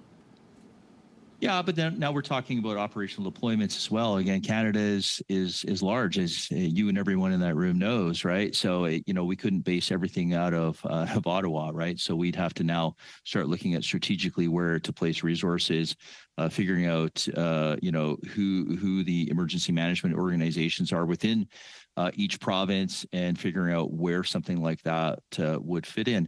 I'll just leave it as a final point.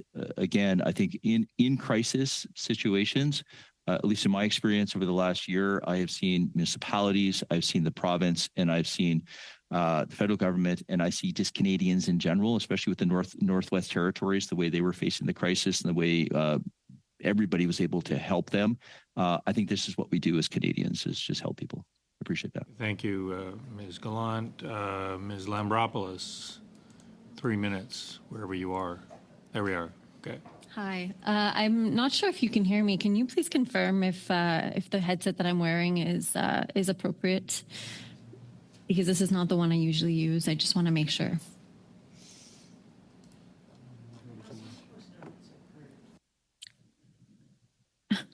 Are we good to go? I guess if there's no comments. For a second here. Is it all right? The sound is not fantastic. Keep on talking just for a minute. Okay, so I guess I'll go into my first question. I'll thank the witnesses for being here with us to answer some of our questions, and I also want to thank you for your service. Sorry, Emanuela, apparently you are not being approved. So I'm going to turn the 3 minutes over to one of the other colleagues on the Liberal side. Mr. Fillmore. I happily defer my time to Marie-France Lalonde, Mr. Chair, as I try to order my Uber here. Okay, I see. Okay, thank you very much, Mr. Chair. Very quickly, maybe we can, first, thanks all of you for coming, but maybe I'll leave the floor open. If you were to recommend something to this committee, what would it be? And I would like to hear from both, the three of you, please. We'll start with Sergeant Banks. One thing that I keep coming back to, because like I'm also a Canadian, I'm also a citizen, I'm also invested in the future of the military. I do pay attention to policy and the news. So one thing that keeps coming up is the conversation, what is the best bet for the creation of a National Fire Service? And I think that's probably where the committee should probably take the recommendation from the brief that I submitted. Sit down and actually do a cost comparison of what it would cost to fund the military to build it versus the creation of a new agency. I think there's a lot of cost savings considering that the military has airfields across the country, storage facilities across the country. We have a pretty awesome firefighting college in Base Borden. Like the skill sets are already in the military. Those skill sets would have to be, and the property would have to be built in a new capacity, in a new agency. So I think the study should be done, an actual cost comparison. Thank you very much. Deputy Premier?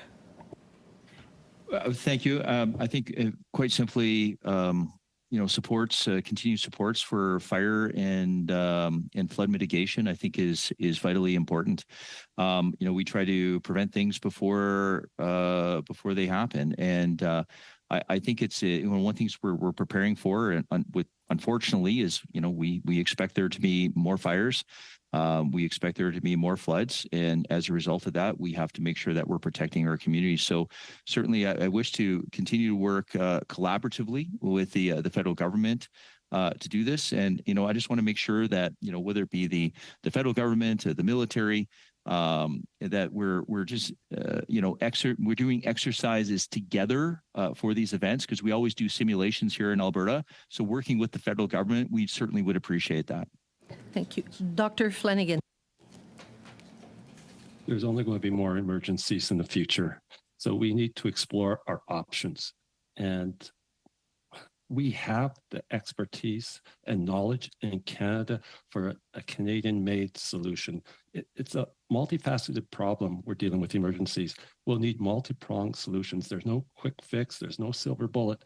But we should explore options, and whether that's a task force or a white paper, I leave it to you to figure out the best path forward. But we need to explore our options to deal with the new reality. Thank you, Ms. Lalonde. And on behalf of the committee, I want to thank all three of you for your contribution and your patience. We appreciate it, and all of you, particularly Sergeant Banks, thank you for your service, sir. We appreciate all that you do for our country. So with that, before I bring down the gavel, can I have a motion to have the cost of the headsets for the Hamas-Israel briefing covered in the amount of $3,750? Mrs. Normandin, motion carried. Thank you very much. And we'll see you next week, not next week, the following week. Okay.